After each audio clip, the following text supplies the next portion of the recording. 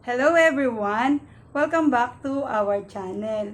We love to put plants on our home and that is called indoor plants. Snake plant, peace lily, lucky bamboo, fiddle leaf, fortune plant, and today's superstar, rubber plants. There are many of them to mention. Watch this video to help you decide. Our topic, Anthurium plumani, or what is called wave of love.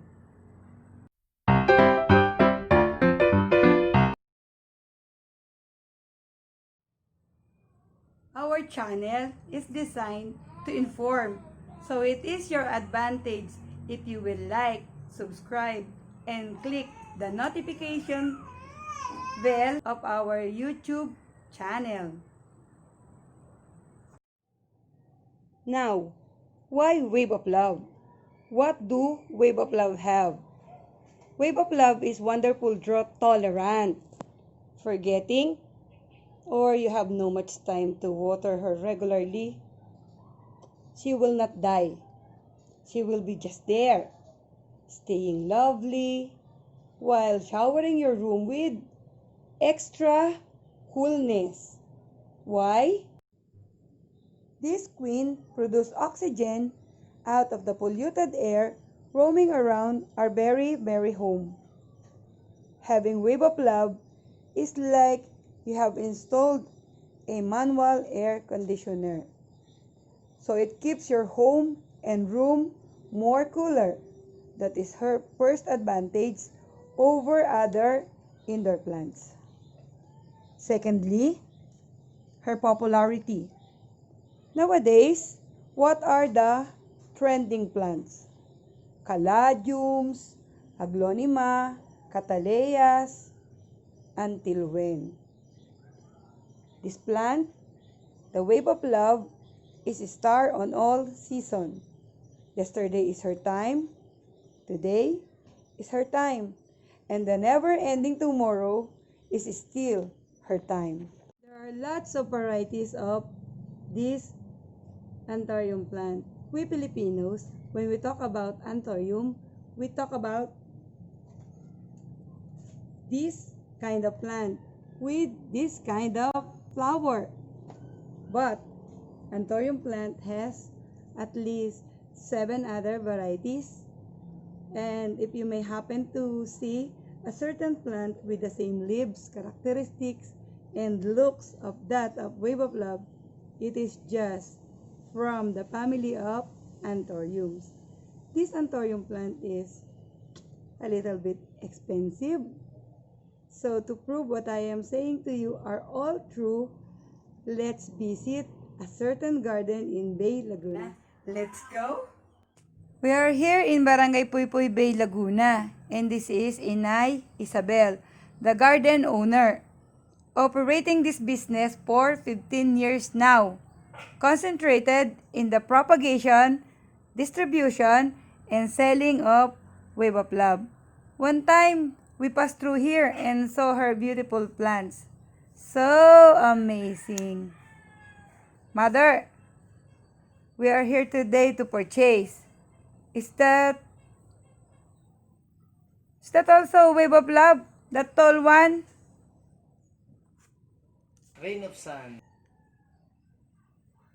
Mother, how much for this one? This one? 1,000? Since we have just purchased our Wave of Love, we will not be happy if we're not going to repot our Wave of Love. So we are going to repot our newly purchased Wave of Love. Carefully detach the plant from its old pot, like this.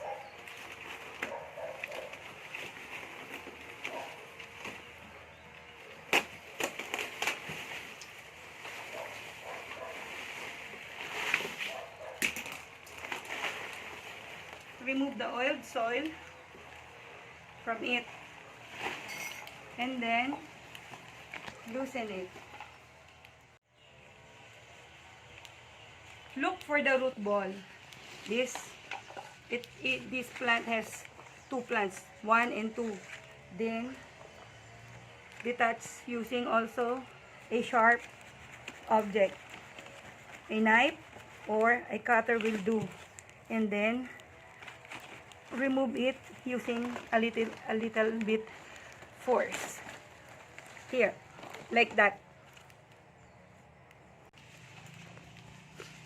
Now we have two different plants now. So we will repot these two plants now. We will clean the roots, remove some of them for the repotting.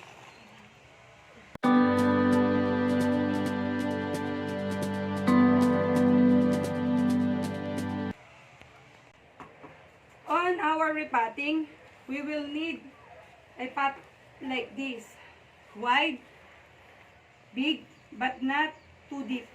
See? We're going to put a stone on the bottom so that when we water it, the water can go through this hole.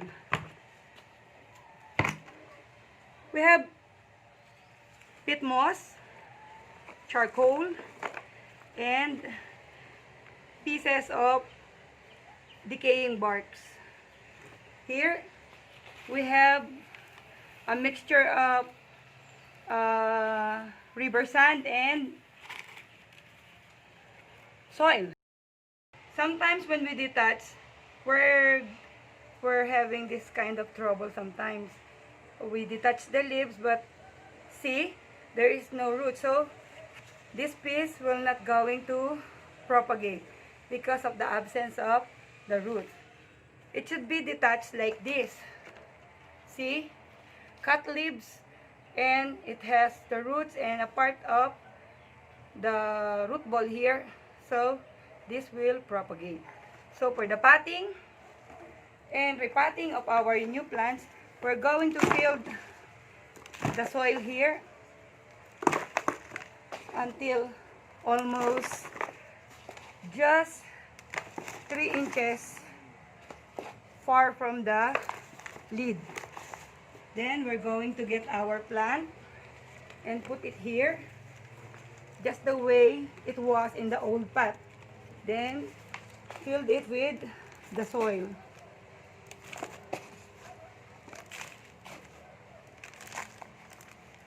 Press it with your hands so that the roots will be attached to the new soil. You have to use new soil. Don't use the old soil that it has on its old pot, because new soil has new nutrients and new things on it. Here we have repotted. After repotting, let your plant stay on the shady area. Do not expose this on the sun. Let the plant recover from repotting. Also, this plant should not be fertilized for at least few months. Abstain from putting fertilizer on your repotted WaveOfLove. Hope you have earned something from our topic. Thank you for watching.